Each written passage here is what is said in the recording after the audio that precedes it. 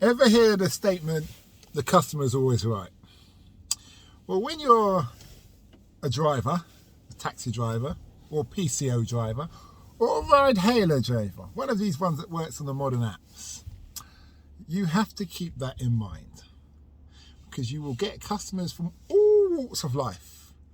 Some will be have a very interesting fault line, and whatever you do, it's your fault, and whatever they say, you must agree. Now, that being said, sometimes people will say things that personally attack you, and you have to learn to be quiet, either ignore them. If you have a podcast, if you have an earpiece, or one earpiece of course, which I believe you're allowed to have, you will put on a podcast and try and ignore them, or you can respond in a diplomatic way. Keep in mind, if they complain, the platform you partner with, and I say partner because you don't work for Uber or Bolt or Lyft or Green Tomatoes or whatever you call them, you partner with them. So you are not entitled to work a set amount of hours with them, and they're not entitled to ensure that you work a set amount of hours. Do you understand? So you can break away either party anytime for any reason. But they also have the ability to suspend your account if it doesn't work within their interest, because you said something now or done something either, which in certain cases is understandable, in other cases a bit controversial, because someone may say something and then you respond in an adequate fashion and they don't like what you say, so they go and tell them and your account's suspended. So the better way, and this is for those who are considering being an I shouldn't just say Uber, be a driver, let's just say taxi driver at this present moment. Answer the statements like this. Some people may say, remove yourself from that position of that statement, but speak your mind.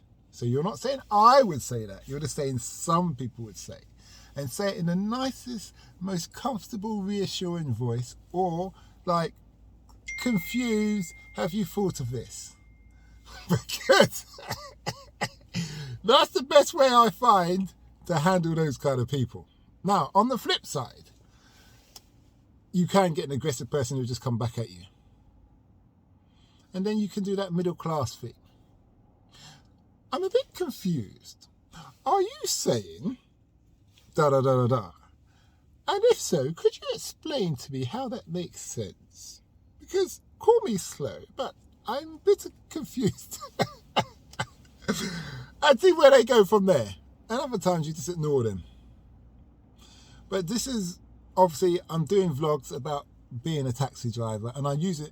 And for all you black taxi drivers out there, I had somebody the other day, a while ago, who said, you're not a taxi driver, you're a PCO driver, you're not one of us. Mate, for you black taxi drivers who are very sensitive, it's just a terminology, and taxi is a universe, is all over the planet. When you go to any country, you say taxi, so I'm using the term taxi. So that's my disclaimer, okay? And I haven't done the knowledge, I'm not saying I'm as good as you guys, I'm just saying I'm using that term.